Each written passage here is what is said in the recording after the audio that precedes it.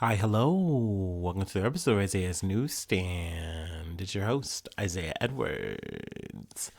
The date is February the 26th, 2024. Hope this episode finds you well in good spirits and high hopes. As for me, I'm doing pretty good. I'd say work wise, day wise, we got that lasagna. Yes, it was very Garfield. Felt like a good day. I will say I keep having this issue, and like it's one of those things where I notice some weeks I don't on others, but like Monday's always just the worst, right? And I mean that's like of course I say that's why you come up with this stupid ass fucking Garfield talk to like try to make people feel happier about it, right? Yeah, I know, but like I often wonder for me why it is like because I think for me it's more than just work. Like sometimes work is totally fine, like and that's not the beef I have. My beef is something internal or whatever, some emotional thing I got going on or something like that. There's always some extra ass thing on my mind, and like because I have the time to think about it at work, I make it a problem. But then by the time I'm usually ready to press play and talk to y'all, my wonderful, beautiful, amazing listeners. I always feel good. I always am like, you know what? What was I so weepy about? What was I so emotional about? But I take I take myself through a lot, sometimes for no reason. But hey, that is being a anxious overthinker. I don't know. Let's see here. Food corner. Let's lighten it up a bit. I was having a craving. I was having a craving for like about a week, and I really, really, really, really, really, really wanted a bacon and egg burrito. And I wanted it specifically with rice. Excuse me. Asking around, doing a little research.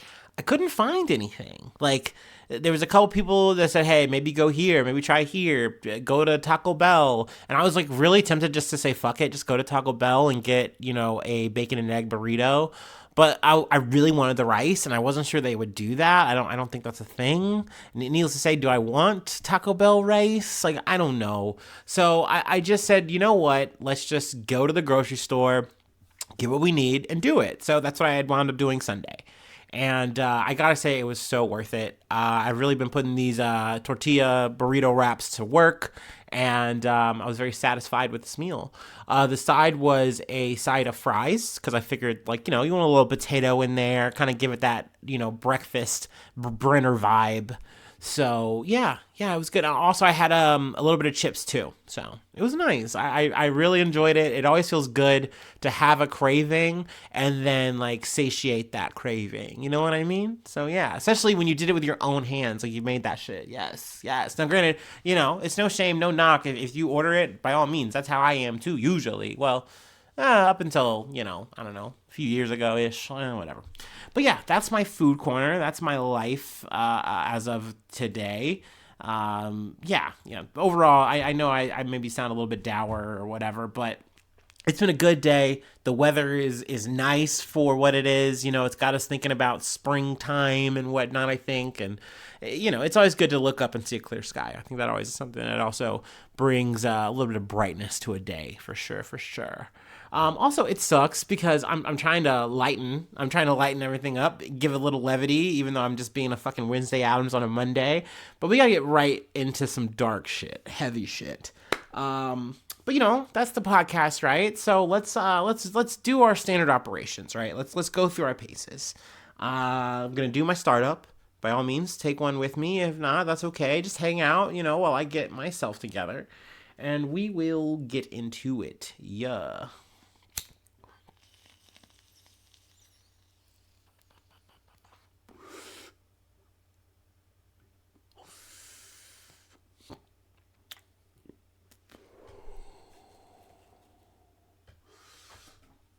Oh yeah.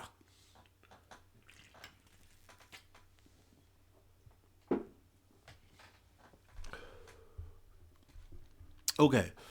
Ooh. I think I'm as acclimated as I can be. All right. Our first story comes from The Guardian. U.S. Air Force member dies after setting himself on fire outside Israeli embassy. An active duty member of the U.S. Air Force has died after setting himself on fire outside the Israeli embassy in Washington, D.C., while declaring he will no longer be complicit in genocide. The man was identified as the 25-year-old airman Aaron Bushnell of San Antonio, Texas. The Metropolitan Police Department said it responded to an incident on International Drive around 1 p.m. on Sunday to assist the Secret Service. A video posted online showed Bushnell in a uniform shouting "Free Palestine" as he burned while identifying himself as an active Air Force member. He was reportedly on fire for about a minute before law enforcement officers put it out. Also, I want to add too, I haven't looked at the actual video. I don't know even if at this point it's easily to find. I have seen like picture stills, screenshots of that. I didn't want to put that on the thumbnail. I felt like that wouldn't be the best. So, but that being said, it's a shame too, because you definitely see, sadly, Law and Order at its fucking finest, or law enforcement at its fucking finest, where like you have one group coming to like put him out, and then you have another group with a gun on him, like what, telling him to stop? Like, and it's like, cool, I'm glad you didn't shoot him, I guess. I'm glad you didn't like fill him with bullets before the fire did what it was gonna do. Let me read a little bit more. Bushnell walked up to the embassy and began live streaming on the video streaming platform Twitch. A person familiar with the matter told the Associated Press. He set his phone down and then doused himself in a fluid and set it alight, saying at one point he will no longer be complicit in genocide, the source told the Associated Press. The video was later removed from the streaming platform. An Air Force spokesperson confirmed to the Agence France Presse that Bushnell was an active member but gave no further details. A spokesperson for the Israeli embassy said no staff were injured and the man was unknown to them. A Facebook post attributed to Bushnell circulated on Twitter on Monday reading, "Many of us like to ask ourselves, what would I do if I was alive during slavery? Or the Jim Crow South? Or apartheid? What would I do if my country was committed genocide? The answer is, you're doing it right now." The authenticity of the post could not be immediately verified. But I do feel like that carries weight. I understand that. Also, too, it's worth mentioning this isn't the first time this has happened, and recently I've missed this story. Mea culpa on that. But in a separate incident in December last year in Atlanta, outside an Israeli consulate office, a protester set themselves on fire. The protester and a guard were hospitalized with burns. And then we covered last year as well a story that took place, I want to say like on the Capitol Hill steps or something like that, to that effect. Sorry if I'm getting that wrong. But a person did it, and I found out, I don't know if I covered this on the pod, but he did that over climate change. And it's one of those things where, especially from that one, it got me thinking, where it's like, look, and I want to start off by saying that I still feel this way. I understand like why you feel the need to like say like there's nothing else I can do. I'm just going to give myself to this cause, and this is all I can do. I'm going to give it wholeheartedly. And I do want to give credit and credence to that. I think that you're at least adding to this conversation and making people look and listen and say something. But sadly, in a lot of ways now, you see people guiding the conversation, spinning the conversation. Well, like clearly this is a mental health thing. Clearly Bushnell had some mental health issues, because how else can you humiliate yourself, right? And that's sad that the message gets taken and swept to that kind of direction. And I don't want to do that. But it is one of those things where I just go, God damn it, dude. Think about it. Like having a story of saying, hey, I'm in the Air Force. I see how this is wrong, and I'm going to stop what I'm doing, and I'm going to advocate against this. I think that does so much more. And I know maybe people would say, no, dude, like there are people who are already doing that, and then that's not going to move the needle. But you have to ask yourself, is this sacrifice, is this martyrdom going to change that? No, I don't think so. They're still talking about going into Rafah. You know, like we're still having these conversations. This conflict is still grinding on, and these atrocities are still continuing. There's blood that's still going to be on our hands. It's not going to undo that by just this one great act. I think we do more as people when we organize, when we protest, when we get active, we stay active, we keep talking about this kind of shit. You know, and Like I said, I'm not going to besmirch Bushnell's name or anything like that, but I do implore you that I do believe there are better ways. This is something that it gets a lot of attention, and hopefully it does move the needle. And, it's something that, we can look back on and say, yeah, that happened, and this is going to make a positive change. But I just can't stress enough that I do believe that we can do more organized out in the streets talking about the shit. Just, I don't know. I don't think that this is the way, is really what I'm trying to say here at the end of the day. But yeah, I do hope though that, more change comes. And it's crazy. The number of dead Palestinians is going to hit over 30,000. It's crazy that that's something that is just inevitable here. And, I don't think that we should just be like sipping on lattes, not thinking about this shit. You feel me? I think that we can't just be okay with it, So, obviously my condolences to the family, and I really hope that we don't see more of this. I want to see us make change, but not like this. Not like this. But let's go ahead and move on to the next bump. This is, lighter news to me, at least news I'm happier to talk about, I'll say that. From the Associated Press. Protesting farmers spray Brussels police with liquid manure near EU's base in new display of power. Now, I was initially going to cover the story from Reuters, and I saw this, and I was like, oh, thank God, God moved. Let's talk about it. Farmers clashed with police in Belgium on Monday, spraying officers with liquid manure and throwing eggs and flares at them in a fresh show of force as the European Union's agriculture ministers met in search of ways to address the protesters' concerns.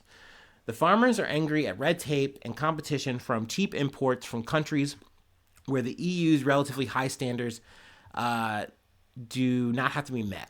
So, they've been organizing not just here, but like the border between Germany and Poland, also in Madrid, which we've mentioned before, but, they're still ongoing. They haven't stopped.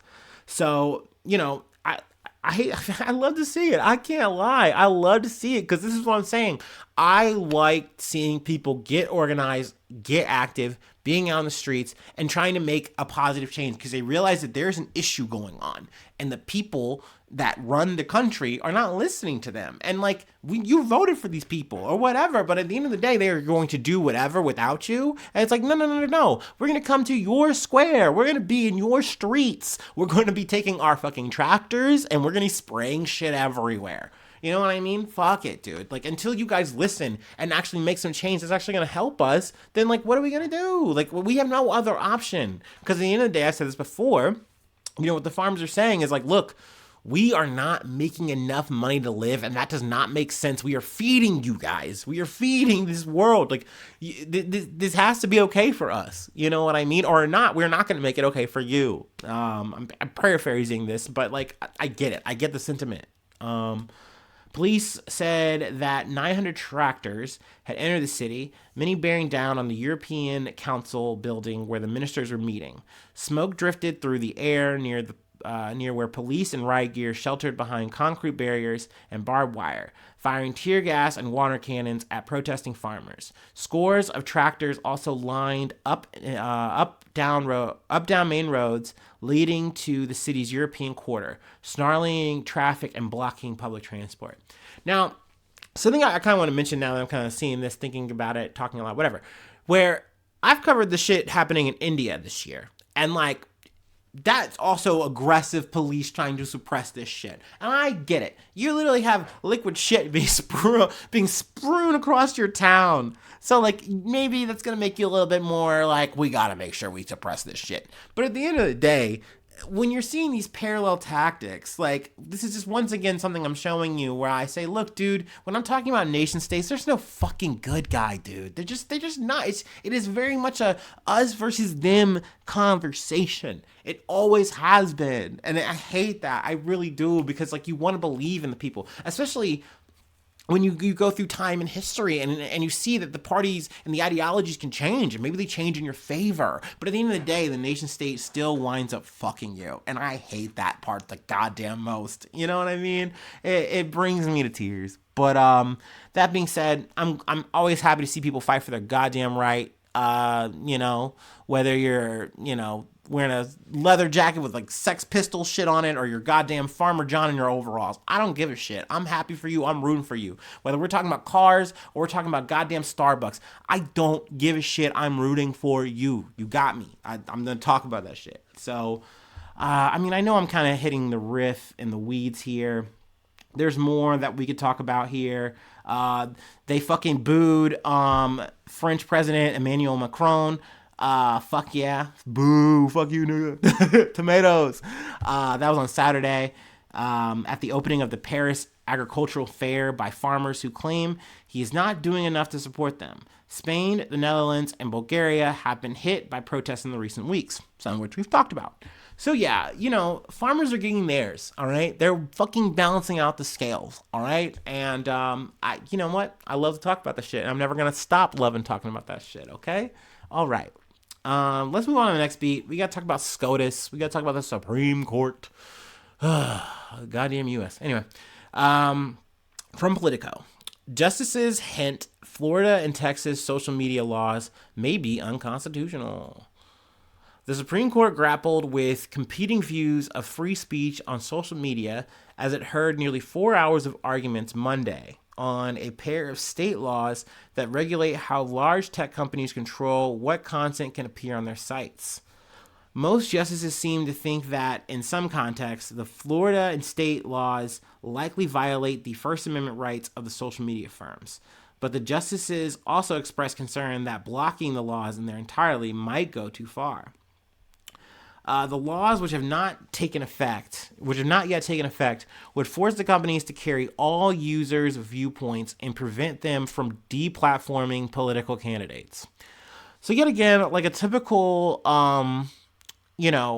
Supreme Court hearing, I really don't want to cover it. I'm always reluctant. I want to get out of it like it's goddamn schoolwork. I'm like, Jesus Christ, this is some stupid ass fucking dumbass fucking nothing burger of a story.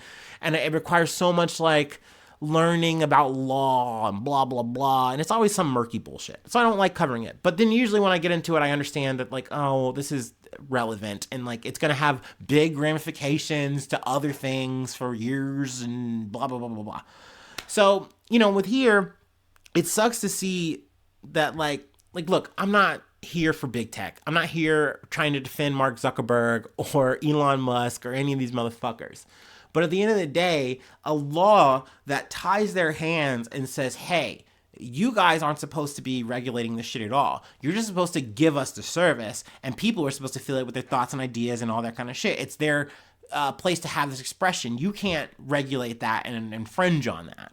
But if you let that reality play out, you're just going to have a rogues gallery of fucking freaks on every platform. And Twitter, X, whatever the fuck you want to call it, is the prime example of that. It is a feral place where the ads are crazy and weird and unhinged and backwards, and there is pussy in bio in every comment, because that's just how the world works on this digital platform, and everything is just weird and all for sale, and it's like the Wild West digitally. It's if you remember the Dave Chappelle sketch, not to invoke his dark name, whatever, I don't give a fuck. The Dave Chappelle show is funny, where he's on the internet and he's going across all the things and you sees all the weird shit, but it's IRL for him. That Twitter feels like a dark dystopian version of that right now. You know what I mean? And essentially, this kind of law here in Texas and Florida is just going to allow that to just be the way it is for every platform. You just have to let that shit reign supreme.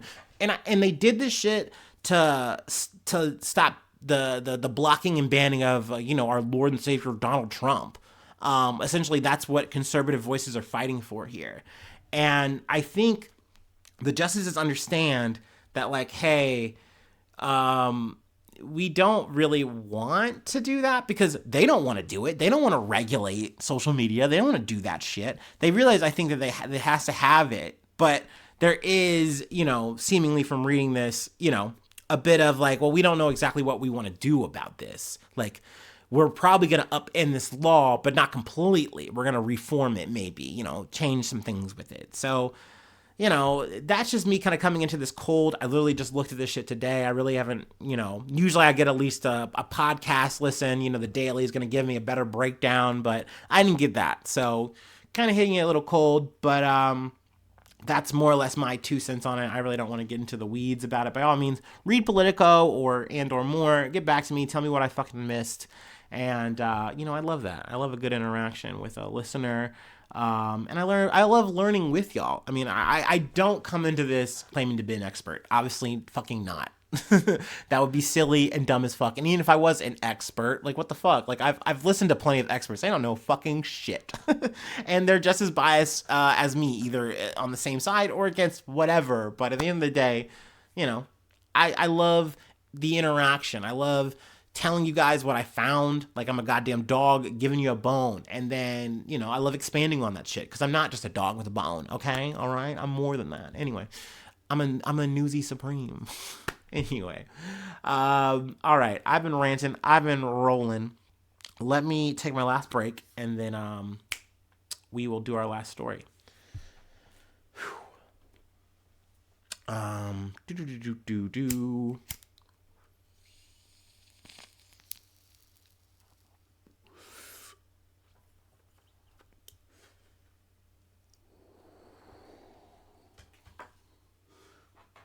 Ooh.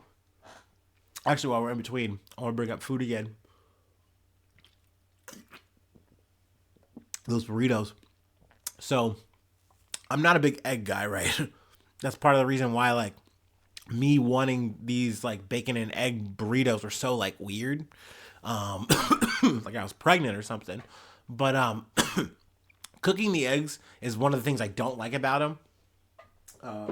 Like, eggs tear me up, and then I generally don't like cooking them. So, something I think I gotta work on if I'm gonna, like, I have a whole carton of these motherfuckers, is I definitely, like, and I have this problem with pancakes, too, where I start on high always, and I wind up, like, scorching my pancakes, I wind up scorching my eggs a little bit, and I hate that. And I remember talking to a friend, and they're like, yeah, you should just, like, I don't know, maybe start at a lower temperature and then rise it up. And I'm like, man, that's gonna make cooking take forever. And it's like, that's my one of my worst sins is impatience, I think, for sure. Impatience, and then my temper, which you can kind of walk through and say, like, it kind of leads to me being impatient. If I was just more patient, I'd have a better temper. But anyway, that's another thing for another podcast or a therapist. Anyway, let's close this out. From Dextero, which is not a real great news site, but it's usually gaming related news. I kind of equate it to like the New York Post of the gaming sphere, but hey, you get your news where you can, and this is kind of a me thing. Like, this is a me joint where I want to talk about this. I don't care if it's like big headlines or not. Twitch and Kick banned in Turkey over gambling concerns. Okay. Twitch and Kick have been banned in Turkey by the country's National Lottery Association due to concerns about gambling on the popular live streaming sites. Both Twitch and its competitor Kick have come under fire several times in the past over concerns related to gambling being streamed on their platforms. Excuse me. Popping off. Oh, sorry. In 2022, Twitch famously made alterations to its gambling policy after receiving criticism from top broadcasters like Pokimane,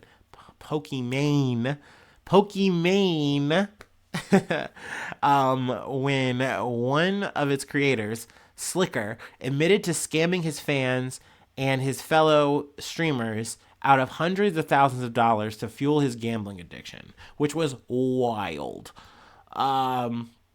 Kick is also notably backed by co-founders of Stake.com, a prominent online gambling platform, a fact that has similarly resulted in criticism from Pokimane and other streamers. Let's see. In February 2024, I'm pretty sure this took place literally, yeah, it started on the 21st.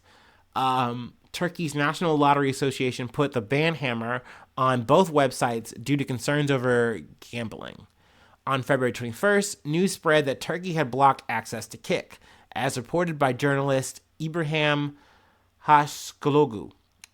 Turkish officials stated that Kick's entry into Turkey was to attract Turkish youth to roulette. Let's see here. Now, essentially, I'm going to yada yada a little bit.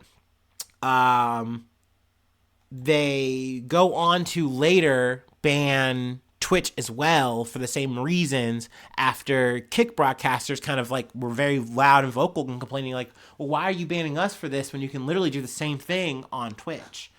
So that's obviously unfortunate. I mean, and if you don't know, it's like, well, we've covered before last year that Twitch had to shut down in Korea over essentially like money and street, like they just didn't have the literal internet bandwidth. They couldn't afford it. And they had to shut down there.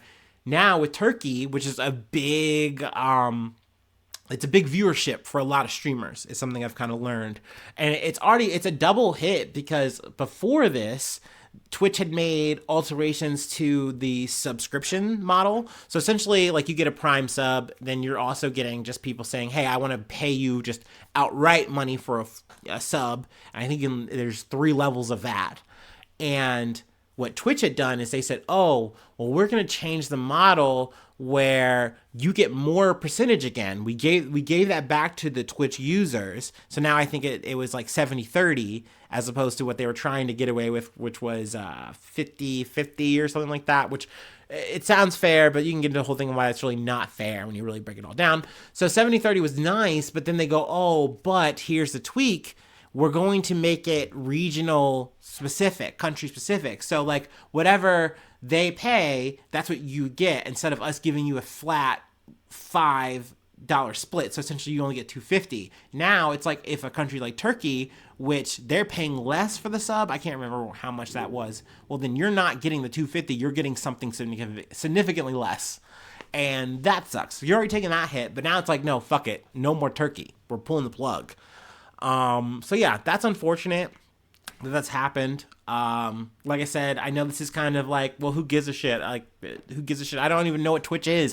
What's Kick? I know, but this is, like I said, this is me shit. I literally have Twitch going on in the background right now. Like, I love, watching live stream, content. I love watching people play video games. I don't know. I don't like playing video games as much. I like watching people do the stuff. I like watching people do things. It's just nice. I've always been a reality junkie, and this is what it's been distilled down for me.